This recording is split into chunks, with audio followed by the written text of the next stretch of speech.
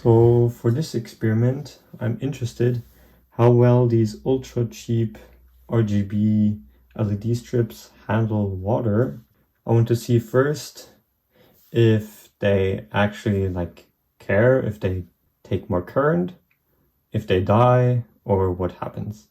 This is normal tap water, nothing too special.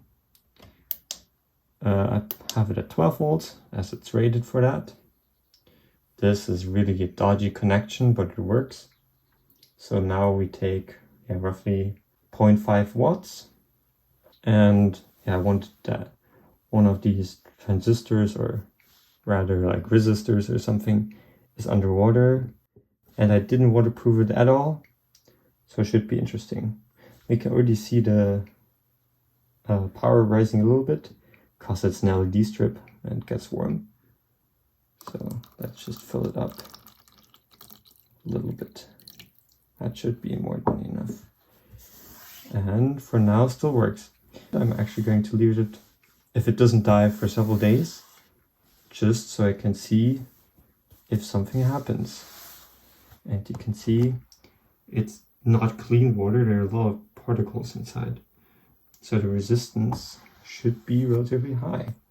But right now it doesn't really care. But I can see some bubbles. That is interesting. I don't care if the LED strips dies because it's a really cheap one, so that's why I'm doing this experiment.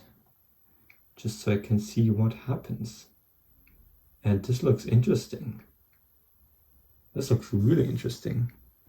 I'm actually just going to turn off the power supply. Then the bubbles stop. Yeah, kind of. Let's just see what happens in a time lapse. So there is a lot of oxidation process and reduction processes going on here, but for now everything still works. I'm not sure if removing the copper would help with the processes or chemical processes. I have no idea. There's a lot of bubbles.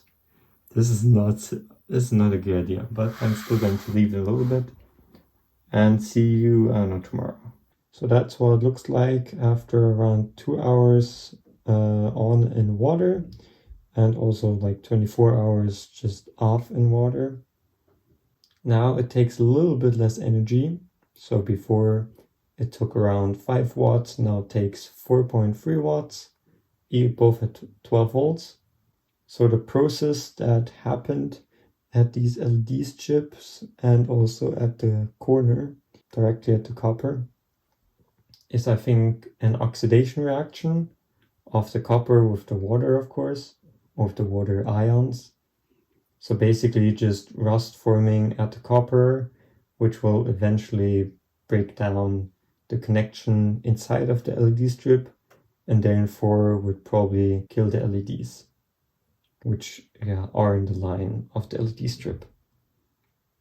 So yes, this cheap LED strip will survive water even if submerged for longer periods of time, but it will probably die after some hours because of it just rusting. So I think if you would protect these copper metals, or just metals in general, with some epoxy or something, I think this LED strip could be relatively easy made completely waterproof, which is pretty cool. But don't quote me on this. This is just my thought and idea. So thank you for watching, and I hope you found this interesting. So bye bye.